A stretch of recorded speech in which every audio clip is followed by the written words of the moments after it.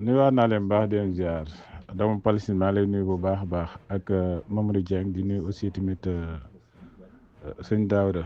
sëñ Babacar Lo maa lay nuyu di nuyu Mamadou Diagne euh, Dramé di nuyu aussi tamit Cissé Gaz di nuyu mbokk yëpp Cheikh Ndiaye màgg taalibi sëñ Saliou maa lay bëgg bu baax a baax di leen nuyu sëñ Mamadou Ndiaye aussi tamit ñoo ngi koy nuyu bu baax a baax.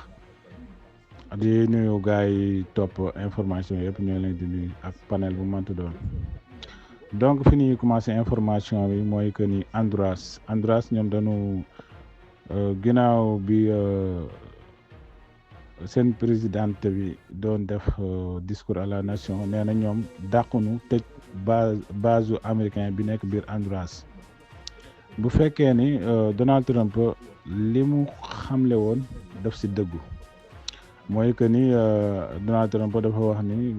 dina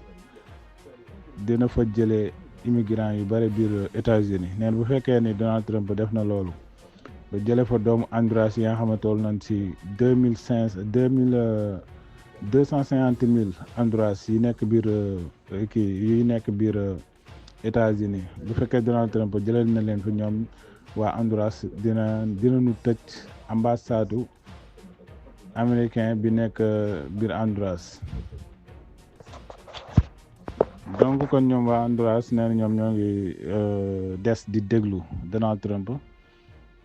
li nga xamante ni boobu léegi mi ngi koy wax ndaxte Donald Trump acte bi amoon démb rek lu gaaw def na Twitter ni ki def lii immigré la quoi que ni du américain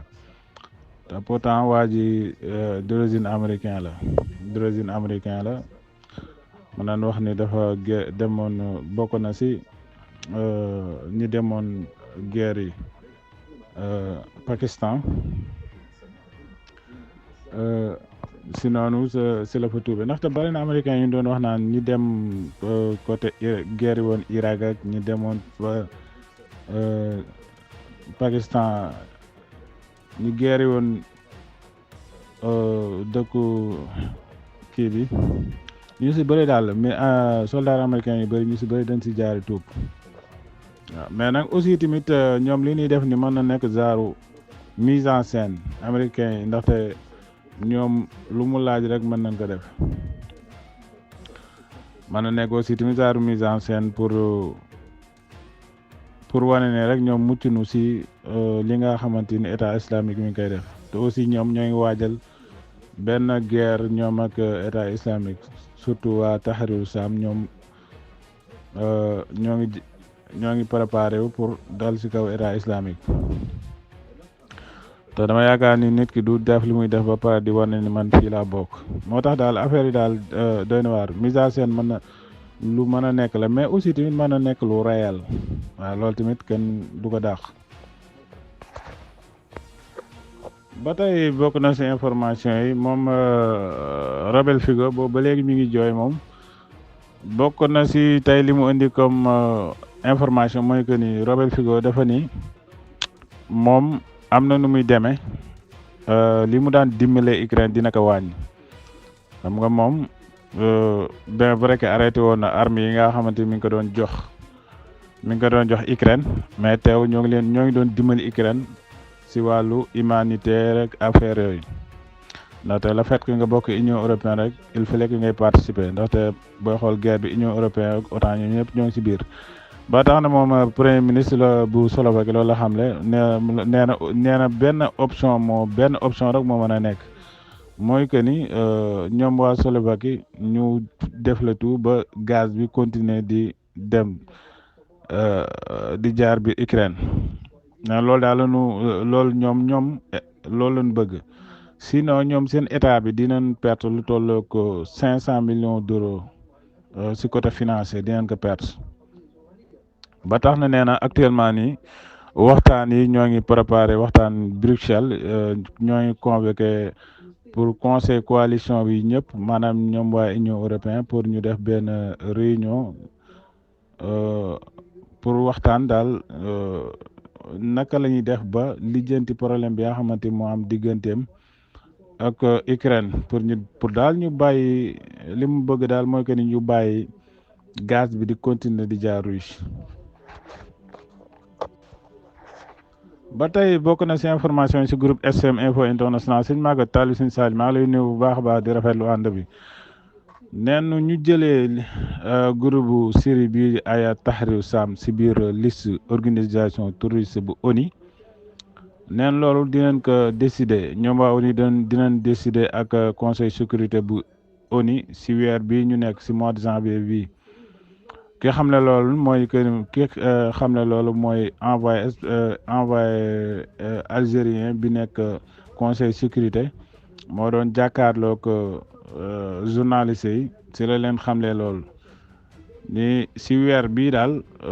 dinañu ONU conseil sécurité bu ONU dina xool ba xam dafay dindi liste bi nga xamante ni ñoom waa Aya Tahrir Sam boole woon na leen si listu touriste yi mais nag ñoo actuellement ni ñoo ngi xool si weer bi ba xam dinañ ko dindi wala moom Amar Ben Jama moom moo xamle loolu moom moo teewal Algérie biir ONU. ba tey bokk na ci information yi mooy gouvernement bu Suède ñoom nee dañ débloqué lu tolloog 300 millions de couronnes aussi ba 26 millions d'euros maanaam ñoom 20 couronnes mooy xaalisu Suède léegi dafay nekk 26 millions d'euros si xaalisu Europe nee na loolu nag ñoom dañuy renforcer en direct défense anti aérien yu Ukraine yi ak ressources aussi tamit dinañ ci dimbali Roumanie pour Roumanie système Patriot yi mu yoroon pour mu da ko jox Ukraine ba tax na actuellement nii neen Roumanie dafa soxla yeneen dinañ ko dimbali pour mu mën a amaat yeneen système Patriot pour mu remplacer yi nga xamante joxoon na ko Ukraine si communiqué bi nga xamante chef de bureau gouvernemental bi xam la nekk nee na Roumanie dafa bëgg ressource boo xamante ni dana mën a defar yeneen missile pour ak yeneen équipement pour surtout système défense surtout système défense anti aérien Patriot yi pour mu remplacer comme ni mu ko waxee yeneen système de yoo xam yeneen système yi nga xamante ni jox nañ ko Ukraine ndaxte Roumanie comme ni ma ko waxee yoroon na ay Patriot mais daf ko changé woon daf ko modifié woon jox ko Ukraine léegi nag actuellement nii Roumanie Suède dafa génnee lu toll ko 26 millions d'euros pour dimbalee ko Suède ak Roumanie pour ñu mën a gën a mën a defar seen système de défense yi.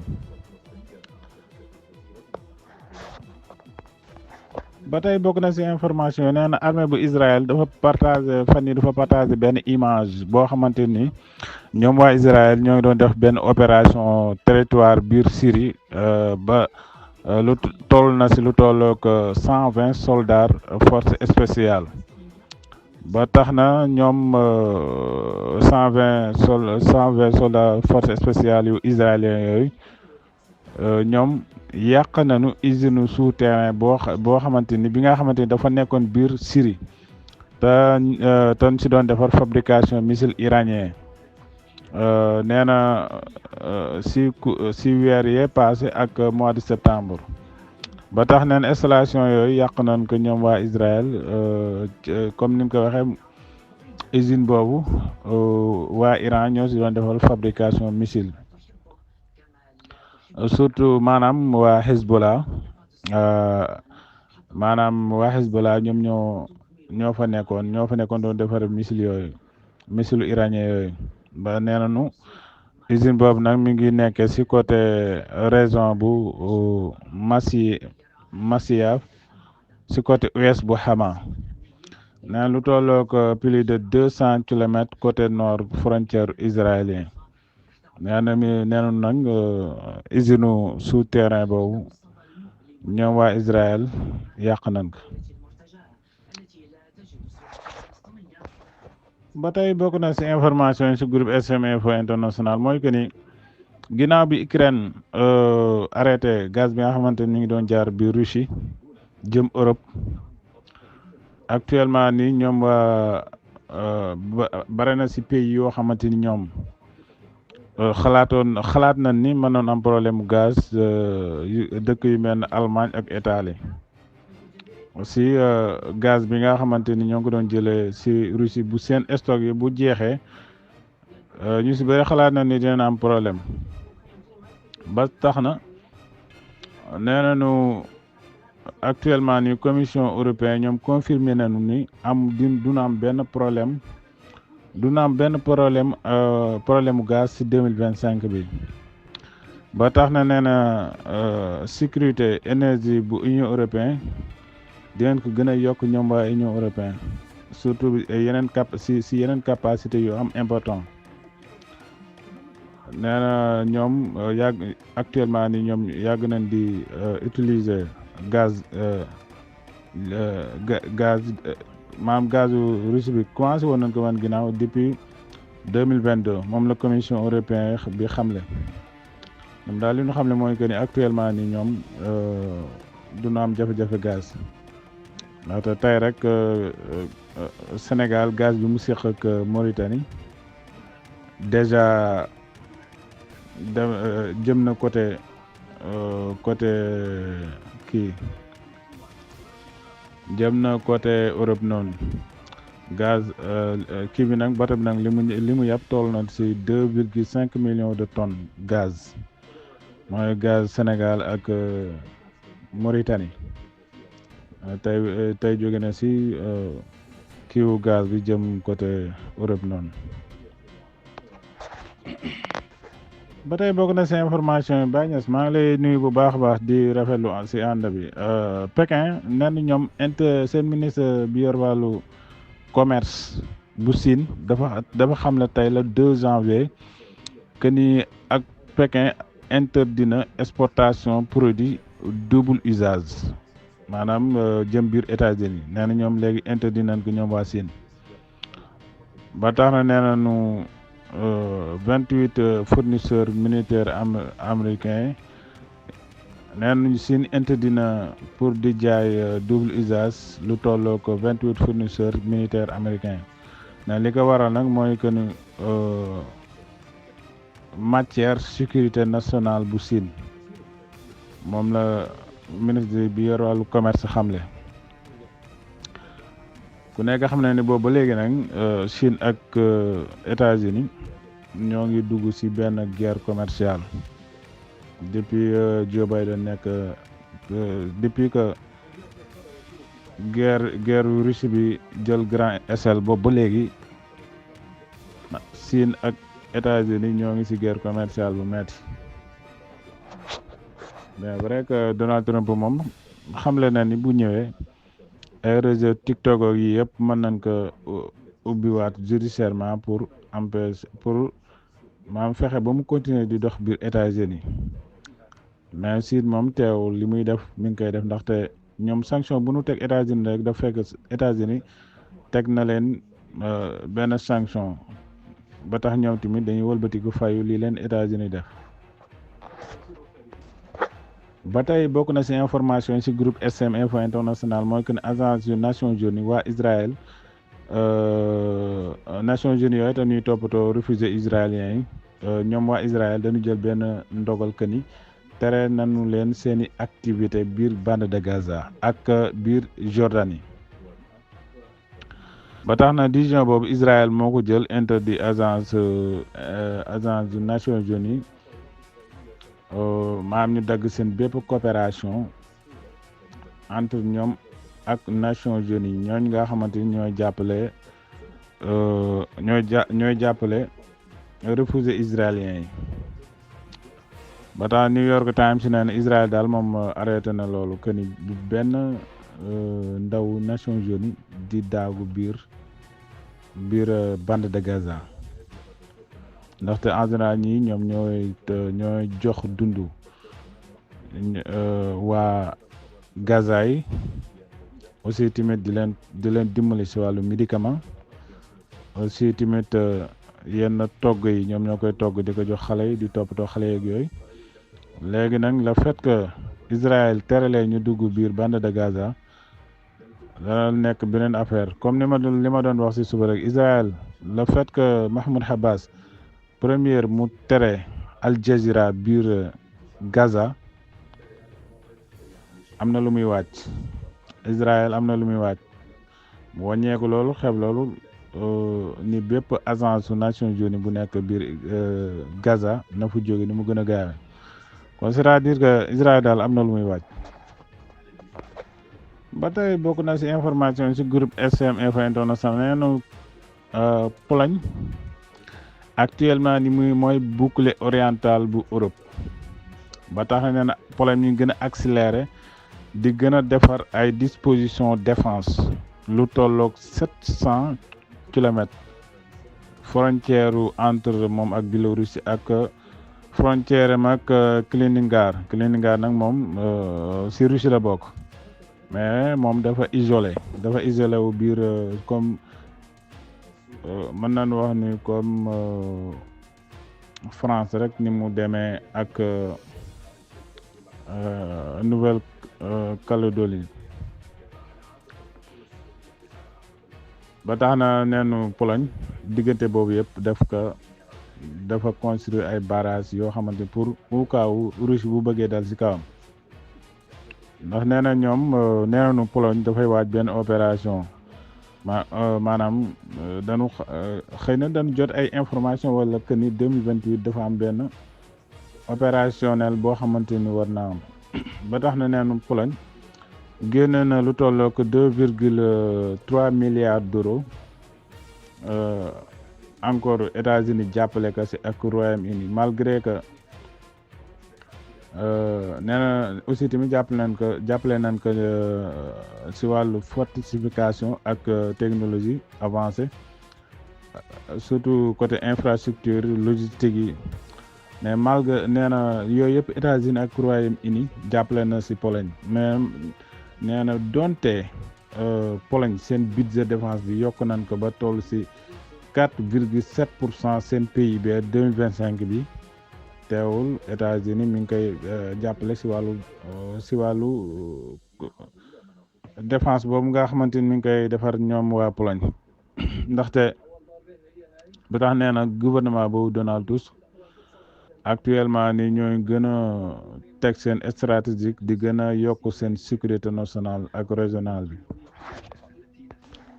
ba tey bokk na ci information yi sëñ Modou Dieng maa lay nuyu bu baax a baax di rafetlu ànd bi gi ñu ànd ci information yi moom Dimitri Kuleba dafa xamle ni Ukraine actuellement position bi nga xamante jël na ko nekk na position bu fort ci histoire am moom la déclaré moom ancien ministre bi yor wàllu affaires étrangères bu Ukraine ñu naan ko Dimitri Kuleba ba tax na nee na bu fekkee ni maanaam amal nañu accord de paix loolu risque la mu nekk loo xamante ni daal du doon lu baax ci Ukraine ba tax aussi tamit moom xam la ni ancien ministre affaires étrangères bu Ukraine Dimitri Kuleba xam la ne aussi tamit que ni war ngeen xam ni Russie demandé wul mukk pour jàmmam aussi tamit nee na dernier avance bi nga xamante ni Russie def na ko ci seeni front bi aussi tamit di waxtaan ak international bi ci manière boo xamante ne ni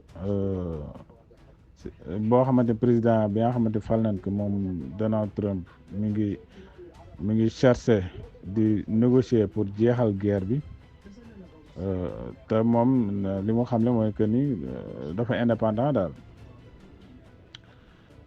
ci gàttal daal moom nee na discuter pour jàmmam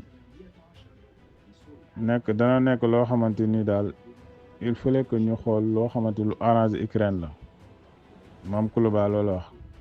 nee na bien vrai que nag Donald Trump mi ngi indépendant di waxtaan pour ñu fexe jeexal guerre bi waaye daal nañu xool voie boo xamante voie bu arrangé Ukraine la. ba tey bokk na ci information yi doomu Palestine maa lay nuyu bu baax a baax di nuyu aussi tamit Falco si di rafetlu ànd bi ñu ànd ci information yi maa leen di bëgg bu baax a baax neen force armée russe yi yàq nañu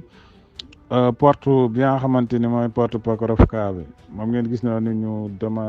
ñu yàq weñ yi am ay kii yu ñu jot a yàq ba mu daanu ba tax nee na Pokrovka mi ngi nekk ci côté mi ngi nekk ci région bu Donetsk nee na ki def vidéo bi mooy Pavlo Vuzebaba neen militaire boo xamante mi ngi bokk ci 68e brigade moo partagé photo bi di joxe benn lettre nee na moom daal mi ngi joxe benn lettre que ni daal acca ñoo ngi ci biir Pokrovka ba tax nee na Russie mi ngi lancé benn offensive mi ngi lancé woon offensive ci côté Pokrovka bi ci 2024 bi waaw nee na Russie lancé woon ci depuis 2024 ci la lancé woon offensive côté Pokrovka bi ba tax na ñu jotoon yóbbu jëlee population ak civil ya fa nekk yu bëri jëlee na leen neen tey nag front bi mi ngi biir Pokrovka actuellement nii daal nee na Pokrovka daal léegi zone combat la. ba tey bokk na ci information ci groupe SM Info International mooy président bu Russie Vladimir Poutine nee na presque dafa doubler nombre voyage yi nga xamante mi ngi ko doon def étranger ci 2024 bi ci rapport bi nga xamante ni def na ko moom calcul agence TASS nee na Poutine def na lu tollook 11 visites étrangers ci 2024 bi notamment nee na bokk na ci réew yi mu dem mooy Chine Corée du Nord Vietnam Ouzbékistan Mongolie Azerbaïdjan Turkistan aussi tamit neenu dem na 2 fois Kazakhstan ak Biélorussie ba nee na 2023 bi daal dirigeant Russie dafa voyagé na plus de 6 voyages étrangers maanaam bu dee 2023 6 voyages la defoon mais actuellement nii ren def na 11 ci 2024 bi def na 11 voyages par rapport ak 2023 nga xam ne 6 voyages rek la Vladimir Poutine defoon. ba tey bokk nañ ci information yi naan lu toll ak bi Palestine depuis guerre bi commencé ak léegi Israël rey na lu toll ak 45,600 palestiniens dee nañ ci bande de Gaza depuis agression Israël bi commencé mois d'octobre 2023 léegi ki xam ne loolu mooy ministre de la santé bu Gaza. nee na victime yi actuellement victime yi bokk ci agression Israël yi toll nañ ci 45,581 morts lu tollook 100,048 blessés rapport bi nga xamante ni ministre de la santé bu Gaza def na ko publier ko biir Telegram bi nu duggee ci 2025 beeg léegi Israël rey na lu tollook 58 personnes rey na ko ci 2025 maam 24 heures rek léegi ku dañe 24 heures lu tollook 59 ñoo blessé mais dans 24 heures daal lu tollook ñaari fan Israël rey na ci lu tollook 28 personnes blessé ci lu tollook 59 personnes. ba tey bokk na ci information yi neenu soldat bi mooy soldat russe bi nga xamante moo gagné benn officier ukrainien corps à corps malgré que jëlee na ci ay blessures ndaxte nopp droite bi dañ ko dagg mais moom moo jàpp officier ukrainien bi dóor ko ba jàpp ko boo xamante ni reyu ko maanaam daal da ko dóor ba mu sonn malgré que jëlee na ci ay blessures mais kii nag moom bu nekkul coréen nekk sud coréen nekk chinois rek kii moom ku xool bëtam yi xam ne du waa Russie.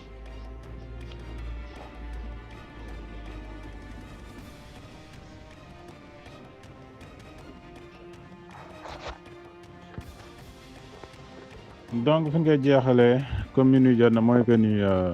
na Union européenne actuellement nii totalement ñoo ngi dépendre si Turquie pour seen énergie benn média gi rek moo xam ne loolu nee na actuellement nii Europe daal seen énergie actuellement nii ñoo ngi ko wékk si Turquie. ndaxte kii bi war a jaar kiw Qatar bi war a jaar Syrie ñëw biir Turquie lay jaar ba tax na ne journal bi xam ne ginnaaw bi nu saboté Nord Stream 1 ak 2 arrêté gaz bi nga xamante mi ngi doon jaar biir Ukraine neen actuellement nii daal waa Europe seen xel yëpp si maanaam seen gaz moom si Turquie lan ko wékk léegi tax ba tax na actuellement nii xam naa pour Turquie dugg biir Union européenne moom waratul nekk jafe-jafe donc xam naa mbokk fii laa leen di tàggoo di wax ne di nuyu gars yi ma àndoon ci information bi yëpp ñoom doomu Palestine sëñ Mamadou Dieng Fall Kosi aussi tamit di jaajëfal sëñ Daouda ak Cheikh Ndiaye ak Maguette Talibé sëñ Saliou